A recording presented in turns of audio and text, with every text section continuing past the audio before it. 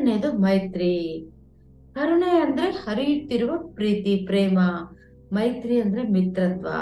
ಸ್ನೇಹಕ್ಕೂ ಮಿತ್ರತ್ವಕ್ಕೂ ವ್ಯತ್ಯಾಸವಿದೆ. ಸ್ನೇಹವಿದ್ದ ಕಡೆ ಶತ್ರುತ್ವ ಇರುತ್ತೆ, ಮಿತ್ರತ್ವ ಇರೋ ಕಡೆ ಶತ್ರುತ್ವಕ್ಕೆ ತಾವೇ ಇಲ್ಲ, ಶತ್ರುತ್ವಕ್ಕೆ ಸ್ಥಾನವೇ ಇಲ್ಲ. ಸ್ನೇಹವು ಸಹ ಇದರ ಮೇಲೆ ಆಧಾರ ಪಟ್ಟಿರುತ್ತೆ, ಮೈತ್ರಿ ಭಾವವು ನನ್ನ ಮೇಲೆ ಆಧಾರ ಪಟ್ಟಿರುತ್ತೆ. ಅಂದ್ರೆ ನಾವು ಹೇಳ್ದಂಗೆ ಬೇರೆಯವ್ರು ಕೇಳ್ತಾ ಇದ್ರೆ ನಾವು ಅವ್ರ ಜೊತೆ ಫ್ರೆಂಡ್ಶಿಪ್ ಆಗಿರ್ತೀವಿ. ಅವ್ರೇನಾದ್ರೂ ನಮ್ಮ ಮಾತು ಕೇಳಿಲ್ಲ ಅಂದ್ರೆ ಅವ್ರ ಜೊತೆ ಮಾತಾಡೋದಿಲ್ಲ ನಾವು. ಆ ನಮ್ಮ ಪ್ರಕಾರ ಅವರು ಜೀವನ ಮಾಡ್ತಾ, ನಾವು ಕೇಳಿದ್ದೆಲ್ಲ ಮಾತಾಡ್ತಾ, ನಾವು ಹೇಳಿದ್ದೆಲ್ಲ ಹೂ ಹೂ ಅಂತ ಹೇಳ್ತಾ ಇದ್ರೆ ನಮ್ಗೆ ಅವ್ರ ಜೊತೆ ಸ್ನೇಹ. ಅದು ಸ್ನೇಹನ? ಯಾವತ್ತೂ ಅವ್ರು ಕೇಳಲಿಲ್ಲ ಅಂದ್ರೆ ಶತ್ರುತ್ವ ಅಲ್ಲಿ ಸ್ಟಾರ್ಟ್ ಆಗತ್ತೆ. ಮಿತ್ರತ್ವದಲ್ಲಿ ಆತರ ಇಲ್ಲ, ನಮ್ಮ ಮೇಲೆ ನಾವು ಆಧಾರ ಪಟ್ಟಿರ್ತೀವಿ, ಅಲ್ಲಿ ಶತ್ರುತ್ವಕ್ಕೆ ಸ್ಥಾನವೇ ಇಲ್ಲ. ಆ ಮಿತ್ರತ್ವಕ್ಕೆ ಅತ್ಯುತ್ತಮ ಎಕ್ಸಾಂಪಲ್, ಉದಾಹರಣೆ ಅಂದ್ರೆ ನಮ್ಮ ಪೂಜ್ಯ ಗುರುಗಳೇ. ಎಲ್ಲರ ಜೊತೆನೂ ಅವರು ಮೈತ್ರಿ ಭಾವನೆಯಿಂದ ಇರುತ್ತಾರೆ. ಯಾರನ್ನು ಅವರು ದ್ವೇಷಿಸೋದಿಲ್ಲ, ಯಾರನ್ನು ನಿರ್ಣಯ ಮಾಡೋದಿಲ್ಲ. ಸಿರಿವಂತರಾಗಲಿ, ಬಡವರಾಗಲಿ, ಅಕ್ಷಸ್ಥರಾಗಲಿ, ಅನಕ್ಷರಾಗಲಿ, ಆ ಭೇದ ಭಾವವಿಲ್ಲದೆ ಎಲ್ಲರ ಜೊತೆ ಮೈತ್ರಿ ಭಾವನೆಯಿಂದ ಇರುತ್ತಾರೆ. ಅದಕ್ಕೆ ಅವರನ್ನು ಏನ್ ಕರಿತೀವಿ ನಾವೆಲ್ಲರೂ? ಮೈತ್ರೇಯ ಬುದ್ಧ ಅಂತಾನು ಕರಿತೀವಿ.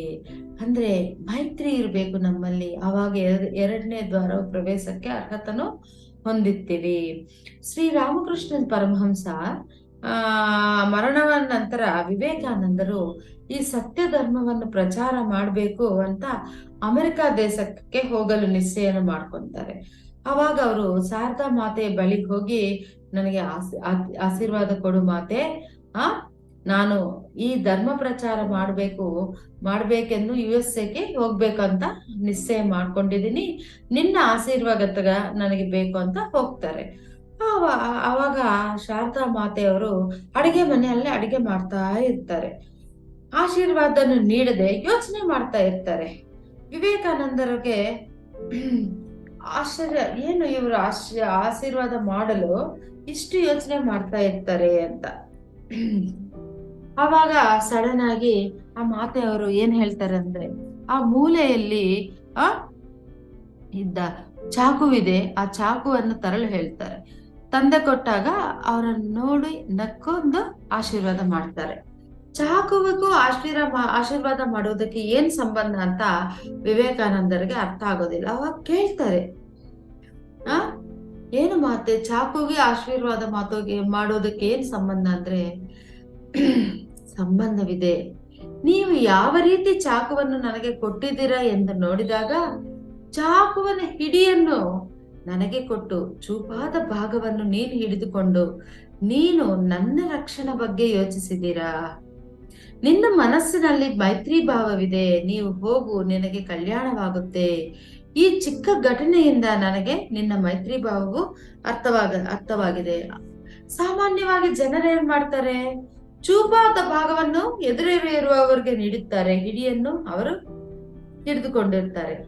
ಆದ್ರೆ ಇಲ್ಲಿ ನೀವು ನಿನ್ನ ರಕ್ಷಣೆ ಬಗ್ಗೆ ಯೋಚನೆ ಮಾಡಿಲ್ಲ, ಕಾಳಜಿ ವಹಿಸಿಲ್ಲ.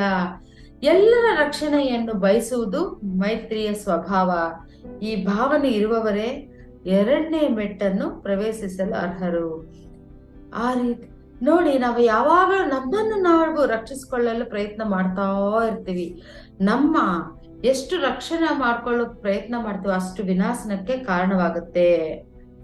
ನೋಡಿ, ಚಿಕ್ಕ ಪುಟ್ಟ ಸಸಿಗಳು ಜೋರಾಗಿ ಗಾಳಿ ಬೀಸಿದಾಗ ಏನ್ ಮಾಡುತ್ತೆ, ಬಗ್ಗುತ್ತೆ. ಆಗ ಗಾಳಿ ಅದರ ಮೇಲೆ ಹೋಗುತ್ತದೆ. ನಂತರ ಅವು ಎದ್ದು ನಿಂತುಕೊಂಡು ನಗುತ್ತಾ ನಾಟ್ಯ ಮಾಡುತ್ತಾ ಗಾಳಿಯಲ್ಲಿ ಇರುತ್ತೆ. ಆದ್ರೆ ದೊಡ್ಡ ದೊಡ್ಡ ಮರಗಳು ಯಾವುದೇ ತುಫಾನಿಗೆ ಹೆದರದೆ ಗರ್ವದಿಂದ ಎದೆಸೆಳೆದುಕೊಂಡು ನಿಂತಿರುತ್ತೆ. ಅದು ಅತಿಯಾದ ಗಾಳಿಯಿಂದ ಅದರ ರೆಂಬೆ ಕೊಂಬೆಗಳು ಮುರಿಯುತ್ತದೆ. ನಾವು ಯಾವಾಗ ಗರ್ವದಿಂದ ಇರುತ್ತೇವೋ ಆಗ ಕೆಳಗೆ ಬೀಳುವ ಸಾಧ್ಯತೆ ಇದೆ. ಬಗ್ಗಿ ನಡೆಯುವ ಜೀವನ ಕ್ಷೇಮವಾಗಿರುತ್ತೆ, ಗರ್ವದಿಂದ ನಡೆಯುವ ಜೀವನ ಮೃತ್ಯುವಿನ ಕಡೆಗೆ ಸಾಗುತ್ತದೆ. ಯಾವಾಗ ನಾನು ನನ್ನದು ಎನ್ನುವುದು ಇಲ್ಲದಿರುವುದು, ಆಗ ಕರುಣೆ ನಮ್ಮಲ್ಲಿ ಉದ್ಭವಿಸುತ್ತದೆ. ಎಲ್ಲರ ರಕ್ಷಣೆ ಬಗ್ಗೆ ಆಲೋಚಿಸುವುದೇ ಮೈತ್ರಿ. ಸಮಸ್ತ ಜೀವನವು ಆ ಒಂದರಿಂದಲೇ ಅನುಸಂಧಾನವಾಗಿದೆ. ಆ ಒಂದು ಹೆಸರೇ ಪ್ರಭು. ಆ ಒಂದರ ಕಡೆ ಹೋಗುವುದಕ್ಕೆ ಮೈತ್ರಿಯು ಎರಡನೇ ದ್ವಾರವು. ಏಕೆಂದ್ರೆ ಅದು ಏಕತ್ವದಲ್ಲಿ ಪ್ರವೇಶವು. ಆ ಏಕತ್ವದ ಹೆಸರೇ ಪರಮಾತ್ಮ. ಅದಕ್ಕೆ ನಮ್ಮಲ್ಲಿ ಮೈತ್ರಿ ಭಾವನೆ ಇದ್ದಾಗ ಮಾತ್ರ ನಾವು ಆ ಇದರಲ್ಲಿ ಎರಡನೇ ದ್ವಾರದಲ್ಲಿ ಪ್ರವೇಶವಾಗುವುದಕ್ಕೆ ಸಾಧ್ಯತೆ ಇದೆ. ಮೂರನೇದು ಮುದಿತವು. ಎರಡು ದ್ವಾರಗಳಲ್ಲಿ ಕರುಣೆ ಮೈತ್ರಿ ಯಾರು ಅರ್ಥ ಮಾಡಿಕೊಳ್ಳಿರುತ್ತಾರೋ ಅವರು ಮೂರನೇ ದ್ವಾರವನ್ನು ಕೂಡ ಸಹಜವಾಗಿ ಅರ್ಥ ಮಾಡಿಕೊಳ್ಳುತ್ತಾರೆ. ಮುದಿತವು ಎಂದರೆ ಆನಂದ ಭಾವವು, ಪ್ರಫುಲ್ಲತ್ವ. ಆಷಾಢ ಮಾಸದಲ್ಲಿ ಮೋಡಗಳು ನೀರಿನಿಂದ ತುಂಬಿರುವುದು ಕರುಣೆ. ತುಂಬಿಕೊಂಡಿರುವುದ್ರೆ ಏನ್ ಪ್ರಯೋಜನ? ಅದು ಮಳೆಯಾಗಿ ಬೀಳಿದ್ರೆ ಅಲ್ವಾ ಪ್ರಯೋಜನ. ದಾಹದಿಂದ ಇರುವ ಈ ಪೃಥ್ವಿಯ ಮೇಲೆ ಬಿದ್ದಾಗ ಜಲವು ಮೈತ್ರಿ. ಆ ಬಿದ್ದ ಜಲದಿಂದ ಪೃಥ್ವಿ ಪ್ರಾಣಿಗಳು ತೃಪ್ತಿ ಪಡೆಯುತ್ತೇವೆ. ಪೃಥ್ವಿ ಎಲ್ಲ ಹಸುರಾಗತ್ತೆ. ಸಂತೋಷ, ಆನಂದ ದಿಂದ ನೃತ್ಯ ಮಾಡುತ್ತಾ ಇರುತ್ತೆ. ಹಸಿರುತನ ಯಾವ ಸಂತೋಷವನ್ನ ಅಭಿವ್ಯಕ್ತಿ ಮಾಡುತ್ತಾ ಅದೇ ಮುದಿತವು. ಯಾರು ಕರುಣೆ ಮೈತ್ರಿ ಮೂಲಕ ಪ್ರಯಾಣ ಮಾಡಿರುವವರು ಅವರು ತಪ್ಪದೇ ಮೂರನೇ ದ್ವಾರದ ಮುಂದೆ ನಿಲ್ಲುತ್ತಾರೆ. ಅವರ ಜೀವನದ ಸಮಸ್ತ ಚಿಂತೆಗಳು ತೊಲಗುತ್ತದೆ. ಆತನ ಜೀವನದ ಎಲ್ಲಾ ದುಃಖ ಭಾರವು ಸಮಾಪ್ತಿ ಆಗುತ್ತೆ. ಅವರು ಭಾರರಹಿತನಾಗಿ ಮುಕ್ತನಾಗಿ ಆನಂದವಾಗಿ ಜೀವಿಸುತ್ತಾರೆ. ಯಾರು ದುಃಖ ವಿಷಾದ ತುಂಬಿರುತ್ತೋ ಅವರು ಪರಮಾತ್ಮನ ಮೂರನೇ ದ್ವಾರಕ್ಕೆ ಸೇರುವುದಕ್ಕೆ ಆಗೋದೇ ಇಲ್ಲ. ಜಗತ್ತಿನಲ್ಲಿ ಮನುಷ್ಯರು ಬಿಟ್ಟು ಬೇರೆ ಯಾವ ಪ್ರಾಣಿನೂ ಉದಾಸೀನದಿಂದ ಇರುವುದೇ ಇಲ್ಲ. ಮನುಷ್ಯರು ಮಾತ್ರ ಯಾವಾಗ್ಲೂ ಎಷ್ಟೇ ಸಂಪದ ಇರ್ಲಿ, ಎಷ್ಟೇ ಒಳ್ಳೆ ಫ್ಯಾಮಿಲಿ ಇರ್ಲಿ, ಏನೋ ಏನೋ ಹೋಗಿದೆ ಅನ್ನೋ ತರ ಯಾವಾಗ್ಲೂ ಉದಾಸೀನತೆಯಿಂದ ಇರುತ್ತಾರೆ. ಯಾವ ಪಕ್ಷಿ ಪ್ರಾಣಿ ಆ ರೀತಿ ಜೀವನ ಮಾಡೋದೇ ಇಲ್ಲ. ಮುದಿತವು ಎಂದ್ರೆ ಆನಂದ ಭಾವ.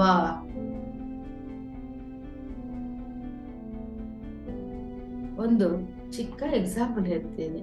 ಚೈನಾದಲ್ಲಿ 3 ನಗುವ ಸಾಧುಗಳಿದ್ದರು. ಅವರು ಪ್ರತಿ ಊರಿಗೆ ಹೋಗುವುದು ಅದ್ಭುತವಾದವನ್ನ ಸಂದೇಶವನ್ನು ನೀಡುತ್ತಿದ್ದರು. ಏನ್ ಮಾಡೋರು, ಏನ್ ಅವ್ರ ಸಂದೇಶ ಅಂದ್ರೆ 4 ದಾರಿಗಳು ಸೇರುವನಲ್ಲಿ ನಿಂತು ಚಿಕ್ಕದಾಗಿ ನಗಲು ಪ್ರಾರಂಭ ಮಾಡಿದೆ. ಅದು ಹಂಗೆ ಜೋರಾಗಿ ಮುಂದಕ್ಕೆ ಹೋಗ್ತಾ ಇರ್ತಾರೆ. ಅಲ್ಲಿ ಜನರು ಗುಂಪು, ಅಲ್ಲಿ ಆ ಕಡೆಯವರು ಈ ಕಡೆಯವರೆಲ್ಲ ಗುಂಪು ಸೇರಿ ಅವರನ್ನು ಸಹ ನಗಲು ಪ್ರಾರಂಭ ಮಾಡ್ತಿದ್ರು. ಆ ಊರಿನ ವಾತಾವರಣವೇ ಬದಲಾವಣೆ ಆಗಿ ಪ್ರಫುಲ್ಲತೆಯಿಂದ ತುಂಬಿಕೊಂಡು ಹೋಗ್ತಾ ಇರುತ್ತೆ. ಅವ್ರು ಕೊಡುವ ಸಂದೇಶ ಅದೇ. ಯಾರಾದ್ರೂ ಕೇಳಿ ನಿಮ್ ಸಂದೇಶ ಏನ್ ಸ್ವಾಮೀಜಿ ಅಂದ್ರೆ ನಗುವುದೇ ನಮ್ ಸಂದೇಶ ಅಂತ ಅವ್ರು ಹೇಳ್ತಾ ಇದ್ರು. ಆ ರೀತಿ ಒಂದೊಂದೂರಿಗೆ ಹೋಗೋದು, ಅಲ್ಲಿ ಆ ನಗಲು, ಆ 4 ರೋಡ್ ಮಧ್ಯದಲ್ಲಿ ನಗು ಪ್ರಾರಂಭ ಮಾಡೋದು, ಆ ಊರಿ ವಾತಾವರಣ ಬದಲಾವಣೆ ಆಗ್ತಾ ಇರುತ್ತೆ. ಅದು ಸ್ವಲ್ಪ ಊಟ ಮಾಡೋದು, ಬೇರೆ ಕಡೆ ಹೋಗೋದು, ಈ ರೀತಿ ಮಾಡ್ತಾ ಇದ್ರು. ಒಂದು ದಿನ ಏನಾಗತ್ತೆ ಅಂದ್ರೆ ಆ ಊರು ಸಾಧುವರಿದ್ದಾರಲ್ವಾ, ಅವರಲ್ಲಿ ಒಬ್ಬ ಮರಣವನ್ನು ಹೊಂದುತ್ತಾರೆ. ಆಗ ಊರಿನ ಜನರು ಏನ್ ಅನ್ಕೊಂತಾರಂತೆ, ಇವತ್ತು ಖಂಡಿತ ಈ ಸಾಧುವರು ಅಳುತ್ತಾರೆ, ದುಃಖಿಸುತ್ತಾರೆ. ಆದ್ರೆ ಆ ಇಬ್ರು ನಗುತ್ತಾನೇ ಇರ್ತಾರೆ.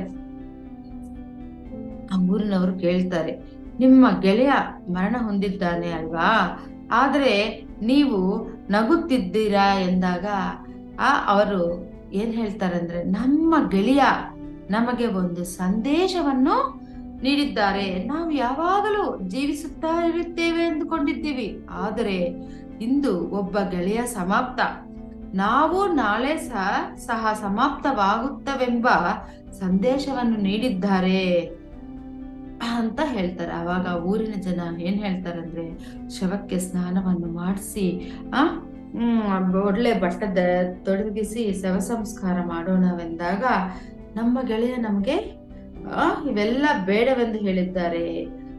ಸುಮ್ನೆ ಆ ಶವಕ್ಕೆ ಅಗ್ನಿ ಸ್ಪರ್ಶವನ್ನು ಮಾತ್ರ ಮಾಡಬೇಕು ಅಂತ ನಮ್ಮ ಗೆಳೆಯ ನಮ್ಗೆ ನೀಡಿ ಮೆಸೇಜ್ ಕೊಟ್ಟಿದ್ದಾರೆ ಅಂತ ಅವರು ಆ ಶವಕ್ಕೆ ಅಗ್ನಿ ಸ್ಪರ್ಶವನ್ನು ಮಾಡ್ತಾರೆ. ಆಗ ಆ ಊರ ಜನರೆಲ್ಲ ನಗುವಲು ಪ್ರಾರಂಭ ಮಾಡ್ತಾರೆ. ಏಕಂದ್ರೆ ಆ ಸನ್ಯಾಸಿ ಅವ್ರ ಬಟ್ಟೆಯಲ್ಲಿ ತುಪಾಕಿ, ರಾಕೆಟ್ಟು, ಟಪಾಕಿ, ಬೇರೆ ಬೇರೆ ನಾವು ದೀಪಾವಳಿ ಸಮಯದಲ್ಲಿ ಏನೇನು ಪಟಾಕಿ ಎಲ್ಲ ಯೂಸ್ ಮಾಡ್ತೀವೋ ಅವೆಲ್ಲವನ್ನು ಒಳಗಡೆ ಇಟ್ಕೊಂಡು ಮರಣವನ್ನು ಹೊಂದಿರ್ತಾರೆ.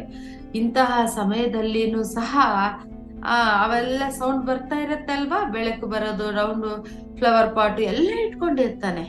ಇಂತಹ ಸಮಯದಲ್ಲಿ ಸಹ ಇತರರನ್ನು ನಗುವಂತೆ ಏರ್ಪಾಡು ಮಾಡಿದ್ದರು ಆ ಗೆಳೆಯ. ಸದಾ ಆನಂದದಲ್ಲಿ ಇರುವವರು ಯಾವ ಹತ್ಯೆ, ಮೋಸ, ಅತ್ಯಾಚಾರವನ್ನು, ಕಳ್ಳತನವನ್ನು ಮಾಡಿದ ನೀವು ನೋಡಿದಿರ ಫ್ರೆಂಡ್ಸ್? ಯಾವಾಗ ನಗುತ್ತಾ ಇರ್ತೀವೋ ಆವಾಗ ಯಾರು ಈ ತಪ್ಪುಗಳನ್ನು ಮಾಡುವುದಕ್ಕೆ ಅವಕಾಶ ಇರೋದೇ ಇಲ್ಲ. ಸಮಸ್ತ ಪಾಪದ ಹಿಂದೆ ನೀವು ವಿಚಾರಣೆ ಮಾಡಿ ನೋಡಿದ್ರೆ ದುಃಖ ಹಾಗೂ ಉದಾಸೀನತೆ ಇರುತ್ತೆ. ಯಾವಾಗಲೂ ಆನಂದವಾಗಿರೋರು ಯಾವ ತಪ್ಪು, ಯಾವ ಮೋಸನೂ ಮಾಡುವುದಿಲ್ಲ. ನಗುವವರು ಕೋಪ ಮಾಡಿಕೊಳ್ಳುವುದು ಸಹ ಸಾಧ್ಯ. ಆದರೆ ಈಗ ಜನರು ನಗುವುದನ್ನೇ ಮರ್ತೋಗ್ಬಿಟ್ಟಿದ್ದಾರೆ. ಮೃತ್ಯುವಿನ ಮುಂದೆ ಹೇಗ್ ನಗುತ್ತಾರೆ ಫ್ರೆಂಡ್ಸ್? ಸಾಮಾನ್ಯವಾಗಿ ನಗೋದೇ ಮರ್ತೋಗ್ಬಿಟ್ಟಿದ್ದಾರೆ. ಈಗ ಮೃತ್ಯುವಿನ ಮುಂದೆ ನಗುವುದಕ್ಕಾಗತ್ತಾ? ಆದ್ದರಿಂದ ಪೂಜ್ಯ ಪತ್ರಿಜಿಯವರು ನಮ್ಗೆ ಏನ್ ಹೇಳಿದ್ದಾರೆ? ಸದಾ ಯಾವಾಗ್ಲೂ ಹೇಳ್ತಾ ಇರ್ತಾರೆ, ಮರಣವಿಲ್ಲ. ಇದನ್ನು ಅರ್ಥ ಮಾಡ್ಕೋಬೇಕು, ಅವಗಾಹನೆ ಮಾಡಬೇಕು.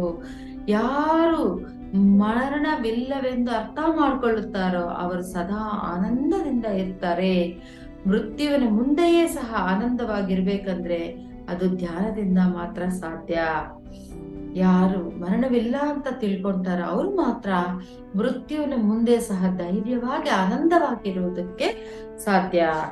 ಆದ್ರೆ ನಮ್ಮೆಲ್ಲರಲ್ಲಿ ಒಂದು ತಪ್ಪಾದ ಭಾವನೆ ಇದೆ ಫ್ರೆಂಡ್ಸ್. ಏನಂದ್ರೆ ನಾವು ಸದಾ ನಗುವವರನ್ನು ಅಲ್ಪರೆಂದುಕೊಳ್ಳುತ್ತೇವೆ, ಉದಾಸೀನದಿಂದ ಇರುವವರನ್ನು ಉತ್ತಮರೆಂದುಕೊಳ್ಳುತ್ತೇವೆ.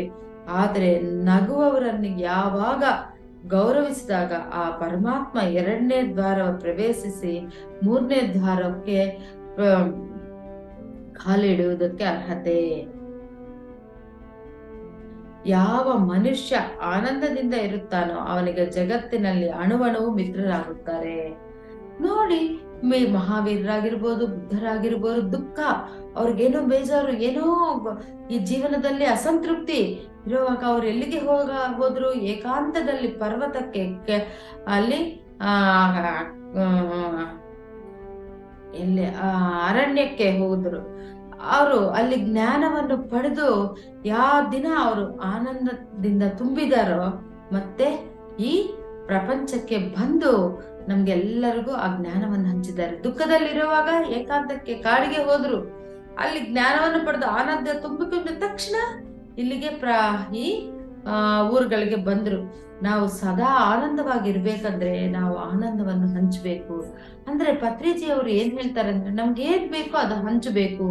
ನಮ್ಗೆ ಆನಂದ ಬೇಕಂದ್ರೆ ಆನಂದ ಹಂಚಬೇಕು. ಆರೋಗ್ಯ ಬೇಕಂದ್ರೆ ಬೇರೆಯವರು ಅನಾರೋಗ್ಯದಿಂದ ಇರೋರಿಗೆ ಸಹಾಯ ಮಾಡ್ಬೇಕು. ನಾವ್ ಯಾವಾಗಲೂ ತೃಪ್ತಿಯಾಗಿ ಆನಂದವಾಗಿ ಊಟ ಮಾಡ್ಬೇಕಂದ್ರೆ ಊಟ ಇಲ್ಲದವ್ರಿಗೆ ನಾವು ಸಹಾಯ ಮಾಡ್ಬೇಕು. ಯಾವಾಗ ನಿಮ್ಗೇನ್ ಬೇಕೋ ಅದನ್ನ ಬೇರೆಯವ್ರಿಗೆ ಸಹಾಯ ಮಾಡ್ತಿರೋ, ಹಂಚುತ್ತೀರಿ, ಅದು ನಿಮ್ಗೆ ಜಾಸ್ತಿ ಆಗತ್ತೆ. ಈ ರೀತಿ ಯಾರು ಆನಂದದಿಂದ ತುಂಬಿಕೊಂಡಿರ್ತಾರೋ ಅವರು ಮಾತ್ರ 3ನೇ ದ್ವಾರದ ಮುದಿತ ಅನ್ನೋ ದ್ವಾರದಲ್ಲಿ ಪ್ರವೇಶ ಮಾಡುವುದಕ್ಕೆ ಆಗತ್ತೆ.